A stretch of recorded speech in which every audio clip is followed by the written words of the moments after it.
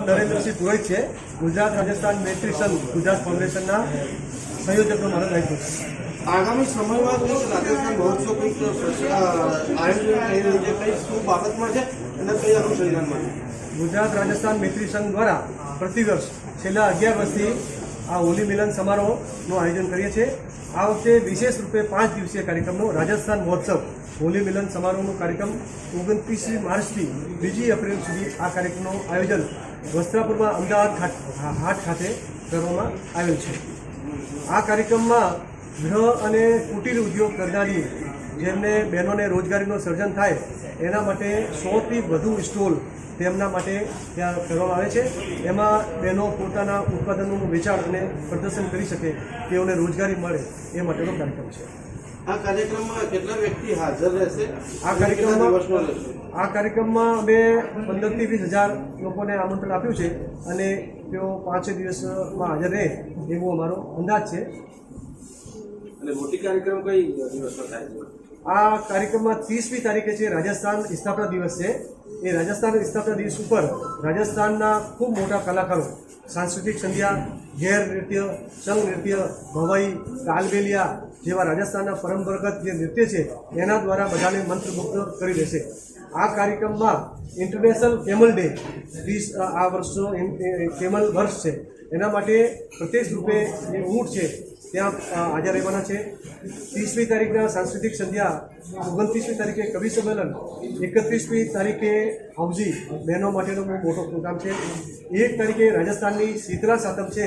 તો શીતળા સાતમના દિવસે રાજસ્થાનના લોકો ઠંડુ ખાતા હોય છે, તો એના માટે પાણીપુરી ગોલગપ્પા કોમ્પિટિશન આપવામાં આવી છે.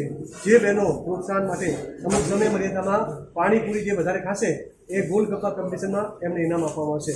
એવી રીતે સેન્ડવિચ મેકિંગ, આપણે ગોલા મેકિંગ અને સલાડ, જે ઠંડી વસ્તુઓનું બનાવવાનું, એના માટે મોટા 5 સ્ટાર હોટલોના શેફ અને એવા ટાઈમ્સ ગ્રુપના મોટા જે આપણે મનીષાબેન ગુપ્તા અને અનિલભાઈ મૂલચંદાની છે એમના દ્વારા આખું થશે.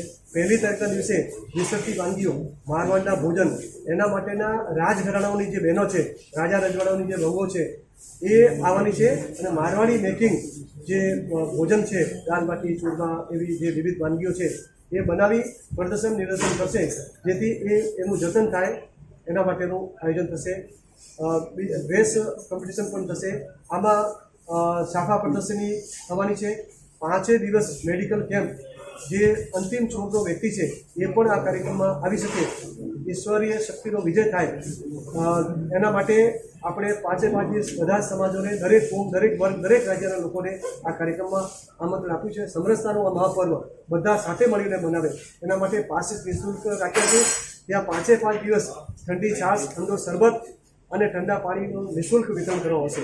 5 દિવસ સુધી ત્યાં મફત ચશ્મા વિતરણ, મેડિકલ કેમ્પ, સર્વરોગ નિદાન કેમ્પ અને રક્તદાન કેમ્પનું પણ ત્યાં ભવ્ય દિવ્ય આયોજન રાખ્યું છે. ત્યાં 10 ફૂટ ઊંચા જે સ્ટેચ્યુ છે એ લોકોના આકર્ષણનું કેન્દ્ર બનશે. દરેક જણ ત્યાં આવી અને મંત્રમુગ્ધ થશે એનો પાકો વિશ્વાસ છે. સમગ્ર રાજસ્થાનના અને સમગ્ર ગુજરાતના દરેક રાજ્યના દરેક કોમને અમે આમંત્રિત કર્યા છે અને બધાને મજા આવશે એવો અમે પાકો વિશ્વાસ આપશું. Okay, thank you. અમારી સૌની એકતાનું દર્શન થાય અને સૌ રાજસ્થાનના લોકો પરસ્પર મળી અને એકબીજાને અભિવાદન આપે અને પોતાના આનંદની ઉજવણી કરી શકે. તેના માટે અમે તારીખ 29મી 2 એપ્રિલ સુધી, 29મી માર્ચથી 2 એપ્રિલ સુધી ભવ્ય દિવ્ય રાજસ્થાન મહોત્સવનું આયોજન કરી રહ્યા છીએ. એ કાર્યક્રમની અંદર 29મી તારીખે આનો ઉદ્ઘાટન હશે. એમાં કવિ સંમેલનના માધ્યમથી આ ઉદ્ઘાટન કરીશું. આ કાર્યક્રમમાં 100થી વધુ જે ગૃહ ઉદ્યોગ, કુટીર ઉદ્યોગ કરનારી જે બહેનો છે એમને રોજગારીનું સર્જન થાય તેના માટે 100થી વધુ સ્ટોલ્સ ત્યાં રાખીશું. એ સ્ટોલમાં બહેનો પોતાના ઉત્પાદનોનું વેચાણ અને પ્રદર્શન કરશે. એના દ્વારા એમને રોજગારીનું સર્જન થશે. 30મી તારીખે રાજસ્થાન રાજ્યનું સ્થાપના દિવસ છે. એ રાજસ્થાન જેમ 1લી મે આપણે ગુજરાત રાજ્યનું સ્થાપના દિવસ છે એ રીતે રાજસ્થાન સ્થાપના દિવસ નિમિત્તે રાજસ્થાનના સુપ્રસિદ્ધ કલાકારોના દ્વારા ખૂબ સરસ ત્યાંના રાજસ્થાનના સાંસ્કૃતિક સંધ્યા, ભવાઈ ડાન્સ, ચંગ ડાન્સ, ત્યાંના ઘેર નૃત્ય અને એવા વિવિધ નૃત્યોના માધ્યમથી લોકોને મંત્રમુગ્ધ કરે છે. આ બધા જ 5 દિવસના કાર્યક્રમમાં લગભગ 15 થી 20,000 લોકોને આવવાની અમને સંભાવના છે. 30મી તારીખે ઇન્ટરનેશનલ કેમલ ડે છે, એટલે જે ઊંટ છે એનો રાષ્ટ્રીય દિવસ પણ આ વર્ષ છે, કેમલનો વર્ષ છે, એટલા માટે શણગારેલા ઊંટનું પણ ત્યાં પ્રત્યક્ષ રીતે બધાને જોવા મળે અને એનું મહત્વ અને ઊંટની ઉપયોગિતા વિશે પણ ત્યાં પરિસંવાદ કરવામાં આવશે, જેથી લોકોને ઊંટ વિશેની જાગૃતિ થાય અને એ ઊંટ છે જે આપણો જે છે એનું મહત્વ વધે એના માટેના સખત પ્રયત્નો કરવામાં આવશે. 30મી તારીખના દિવસે એ લોકો રાજસ્થાનની સંસ્કૃતિના દર્શન થાય તેના માટે ત્યાં લાઈવ કુંભાર બાળકોને, વડીલોને અને બધાને આકર્ષણ થાય એના માટે લાઈવ કુંભાર મટકા કરશે. એવી જ રીતે ત્યાં લાઈવ વલણો છે લાઈવ કરીને બતાવશે કે ભાઈ વલણો જે આપણે ભૂલી જાય છે એ વલણોનું પણ ત્યાં નિદર્શન થશે. એવી રીતે એવા ઘણા આકર્ષણો હશે જેને અમારી સંસ્કૃતિ, અમારા ગૌરવ, આ થીમ પર આખો કાર્યક્રમ રાખવામાં આવે છે કે ભાઈ પોતાની વિસરતી જે સંસ્કૃતિ છે એ ભૂલી ન જવાય, આવનારી પેઢીને પણ એ બધું જ યાદ રહે અને એના માધ્યમથી આપણું સંસ્કૃતિનું સંવર્ધન થાય એના માટેના સખત કાર્યક્રમ છે. 31મી તારીખના દિવસે ત્યાં ભવ્ય એક હાઉસી ગેમ બહેનો માતૃશક્તિ માટે રાખવામાં આવી છે, એમાં અપેક્ષિત 4 થી 5,000 લોકો આવશે. એવી જ રીતે 1લી તારીખે રાજસ્થાની લોકો, મારવાડના લોકો માટે અતિ મહત્વનો દિવસ છે. એ દિવસે શીતળા સાતમ છે. એ શીતળા સાતમને દિવસે અમે ઠંડુ જમવાનું જમતા હોઈએ છીએ. આપણે દિવાળીની આસપાસ ગુજરાતમાં હોય છે, એવું રાજસ્થાનમાં અત્યારે હોળી પછી સાતમ જે આવે છે એ સાતમના દિવસે ઠંડુ ખાવાનું, એટલે એ દિવસે અમે વિશેષ રૂપે એક પાણીપુરી ગોળ કપ્પા કોમ્પિટિશન, જે બેન સૌથી વધુ પાણીપુરી ખાશે એને ઇનામ દ્વારા નવાજવામાં આવશે. એવી રીતે ત્યાં સલાડ મેકિંગ, સેન્ડવિચ મેકિંગ અને બરફના ગોળા અને એવી જે ઠંડી આઈટમો બનાવવાનું અને ખાવા માટેનું આખું એ કાર્યક્રમમાં લગભગ 2 થી 3,000 બહેનો આવશે અને એ કાર્યક્રમમાં બહેનોનું મોટી ભૂમિકા રહેશે. માત્ર શક્તિ દ્વારા આખું આ કાર્યક્રમ આયોજન થશે. એવી જ રીતે 1લી તારીખના દિવસે 5 સ્ટાર હોટલોના કુક અને રાજા રજવાડાઓ, રાજઘરાણાઓની જે બહેનો છે, જે રાજમહેલના શેફ છે, જે રસોઈયા છે અને જે વિવિધ રાજઘરાણાના જે રાણીઓ છે એ પોતે પ્રત્યક્ષ રૂપે ત્યાં આવી અને મારવાડી ફૂડ છે એનું મેકિંગ કરશે, ફૂડ બનાવશે અને એનું નિદર્શન થશે, પ્રદર્શન થશે. પોતાની વિસરતી વાનગીઓ એ ભૂલી ન જવાય એના માટે પરંપરાગત રાજસ્થાની શૈલીના મારવાડી જે ભોજન છે એનું ત્યાં પ્રતિબદ્ધ થશે. એવી જ રીતે ત્યાં ડ્રેસ કોમ્પિટિશન વગેરે પણ થવાનું છે, જે આપણા રાજસ્થાનના પરંપરાગત ડ્રેસ છે એનું પણ કોમ્પિટિશન થવાનું છે.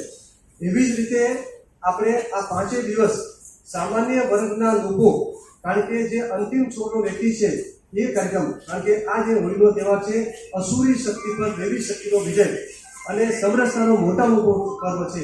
આની અંદર દરેક વર્ગ, દરેક સમાજ, દરેક કોમ, દરેક રાજ્યના લોકોને આપણે 25,000થી વધુ આમંત્રણ આપી અને આમંત્રિત કરવામાં આવ્યા છે. દરેક સમાજના લોકો સંઘ નૃત્ય અને વિવિધ જે પોતાના નૃત્ય દ્વારા લોકોને મંત્રમુગ્ધ કરશે.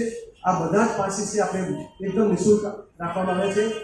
ત્યાં 5 દિવસ જે જરૂરતમંદ લોકો છે એમની આંખોની તપાસણી અને વિના મૂલ્યે ચશ્મા વિતરણ કરવામાં આવશે. મેડિકલ જાંચનું સર્વરોગ નિદાન કેમ્પનું આયોજન પણ રાખવામાં આવેલ છે. એવી રીતે સિવિલ હોસ્પિટલની અંદર અને બીજે બધે બ્લડની ઘણી આવશ્યકતા વ્યક્તિઓ છે, તો આપણે 500થી વધુ યુનિટ રક્તદાન થાય એના માટેનો પ્લાન છે. તો ત્યાં રેડ ક્રોસ સોસાયટી અને સિવિલના માધ્યમથી ત્યાં આપણે બ્લડ ડોનેશન કેમ્પનું પણ આયોજન કરવાના છે. આ બધા સમરસતાના કાર્યક્રમની દરેક વર્ગ, દરેક સમાજ લાભ લે ત્યાં દરેકની માટે આપણે દરરોજ ઠંડી છાશ, ઠંડુ પાણી અને ઠંડો શરબત રોજે રોજ બધાને માટે વિના મૂલ્ય પીરસવામાં આવશે. એવી જ રીતે દરેકના માટે આ જે પાસીસ છે એ અમે કોઈ પણ પ્રકારનો ચાર્જ નથી લીધો, વિના મૂલ્યે સમાજના સહયોગથી સમાજના માટે આ આખું કાર્યક્રમ અમે કરી રહ્યા છીએ. આ કાર્યક્રમ જેમ કે ઇન્ટરનેશનલ જે પેનલનો જે વર્ષ છે એના માટે વિશેષ રૂપે અમે ત્યાં પરિસંવાદનું પણ આયોજન રાખવાના છે. અને બાકી બધી રીતે અમારી ટીમ લગભગ 15-20 દિવસથી આ કાર્યક્રમનું આયોજન કરી રહી છે. ત્યાં આપણે સામાન્ય બાળકો અને બધાને આકર્ષણ રહે એના માટે જાત જાતના ભાત પાડતા રાજસ્થાની પાઘડીનું પણ ત્યાં પ્રદર્શન અને સ્પર્ધા રાખવામાં આવે છે. એવી રીતે ત્યાં આપણે 10 ફૂટથી ઊંચા સ્ટેચ્યુ હશે જે રાજા રજવાડાના દેશમાં હશે અને એ બધાની વચ્ચે મળશે એટલે બધાને રામ રામ સામગ્રી કરશે. તો એ બધાને જોવા માટે પણ ખૂબ પબ્લિક આતું છે. આ કાર્યક્રમ છેલ્લા 11 વર્ષથી અમે કરીએ છીએ.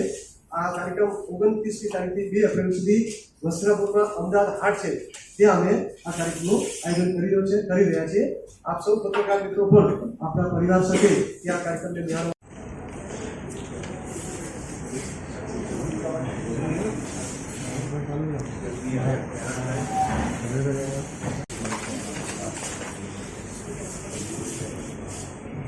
સૌ પત્રકાર મિત્રોને નમસ્કાર, રામ રામ.